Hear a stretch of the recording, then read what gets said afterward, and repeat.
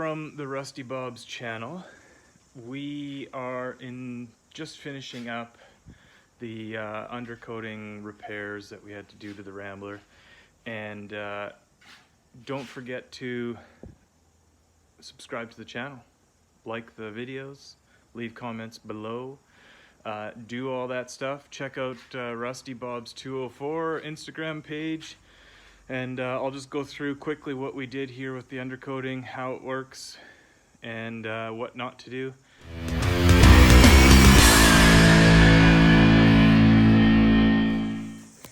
So definitely tape off everything that you don't want to get overspray on. So I've taped off the whole side, right down everywhere that we're spraying. You can see sprayed under here. So there's the stainless trim right here. I taped that off. We needed to do a little bit of, there was a little bit of surface rust starting to come through in there. So what I did is I wire wheeled that all off. And then I used the old rust converter. And then did 2 coats of that. And then made sure everything was nice and clean, ready to go. And then we use this product here. It's called Alligator. It's a 2K, so a 2-part protective polyurethane coating. So this was the can with the stuff in it. And here I can pour it out. So this is just, there's a tiny little bit left over in here. And it's real thick like. If we can even get it, there it is. So it's just like super stringy and thick, which is exactly what you want. It cleans up with terps or mineral spirits or whatever. This is the catalyst. As you can see, it says right there, catalyst. So that goes into the other can. It's pre-mixed or pre-measured. So you just dump this can into that can, shake it up, and then we use a underbody gun like this, and it just siphons up through a venturi through the tube. There's a little vent hole in the top so you don't collapse your can, and it's got a nice big wide nozzle on it, and so that gives a spray pattern, and it comes out based on the pressure that you're running. So I ran this at 30 psi, and it gives just a nice heavy undercoat because I needed to match it in to the other existing. So you can see where I've done, this was just, I had some extra, so I just did a few touch-ups here. But the existing undercoat is real thick and heavy, so I needed to kind of match that in so that once it all gets all dusty together, you won't even see it. So what I did, it's paintable stuff. So this edge here, this bit right here, you're gonna see just barely, like from a distance you'd see it. So this was painted the Contessa Rose, but this is paintable product. So once this is cured up, I can spray this with my rattle cans that I had made up, and then that's gonna give that stone guard kind of look at the bottom. And then this is where that stainless trim goes, and then it's into the regular door. So yeah, so you can see I touched up that. There was a bit of surface rust kind of coming through in a few spots, so what I did is I wire wheeled it off, then I rust converted that, and then I've sprayed that back in. So now once this gets all dusty from the road, you're not even going to be able to tell that I had touched it up. I'll show you the other side quickly too, and then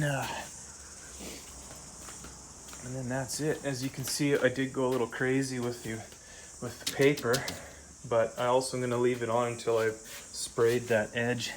So this side here, there was like nothing in here. I had scraped most of it off because I had a really bad power steering leak before, and so it had kind of seeped through all down in here, and so that I had degreased that all and scraped it all off. And then this whole wheel well here, the previous owner had scraped it all off to see if there was rust, and there wasn't. So then I did the frame bit here, and then underneath here you can see I've done this this rocker here all the way back. And then this whole half of the car didn't have any undercoating on it, just the primer. So I think at some point this whole half of the floor was redone very well. I mean, basically to factory. So the guy who had done it knew what he was doing, definitely. And then I made sure to get it up in all these cracks here and all up in there.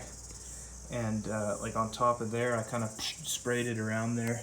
So I've done the whole side, and then up. I also had to get up inside the tunnel just on the edge. So I've done all that. Tried to not get as much as I could, not get it onto the exhaust pipe, but I did obviously a little bit. And then into that wheel well back there a little bit. So, but it's all done. So it cures off, I guess, in 24 hours, and then, well, it's supposed to be dry to the touch in 60 minutes. It's also your pot life. And then takes up to 7 days to fully cure. So that's when I'm gonna go ahead and spray this, is basically next Monday.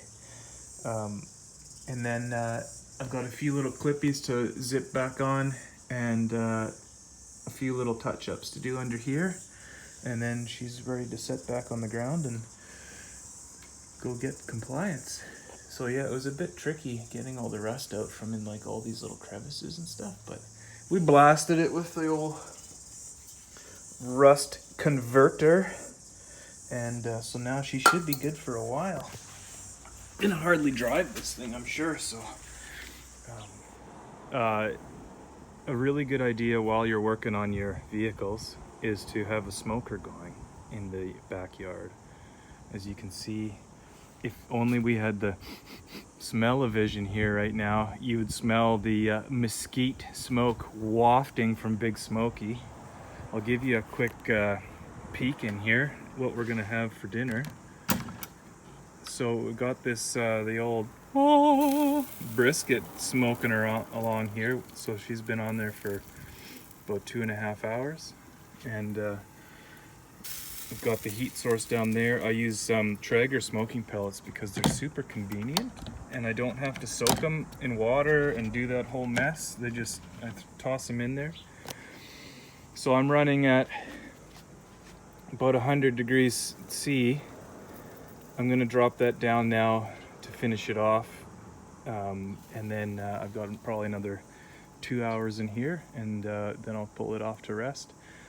In about an hour from now, I'm gonna wrap that with butcher paper, with pink paper, so I don't lose any more moisture. And we're gonna have brisket for supper, and it's gonna be delish. So I've got a few pro tips to throw out there when you're doing this undercoating. So it's a polyurethane based 2-part, like epoxy kind of paint deal, and pretty much get it from any paint supplier. You're probably not going to find it, at a auto parts store or anything like that. But the gun works pretty good because it just threads onto the top of the can that it comes with, which is great. So pro tip number 1, wear gloves, because it's a real pain to get off after. And definitely wear pants. When you're used to wearing shorts and flip-flops, it's really hard to break that habit. Definitely pro tip number 2 is to wear protective equipment. Probably want the old goggles, maybe a mask if you don't want to breathe it in. Definitely don't do it in your basement with no ventilation, not cool. And then anywhere that you don't want it to stick, if you just make it, you could rub it down with like Vaseline or like petroleum jelly, and then it just wipe right off.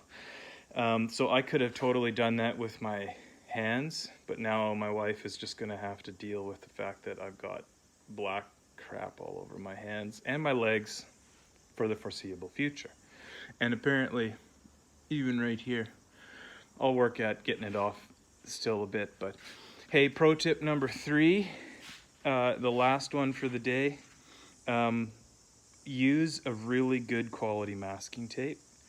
you get that green stuff like that Painter Pro crap, and that's just garbage. You want to get something that's going to stick really well, but it's going to let go when you want it to let go. So those are my pro tips. Hey, don't forget to check out Instagram page RustyBobs204, and we've got some new merch coming down the pipeline, so keep a lookout for that. And hey, we'll check you next time.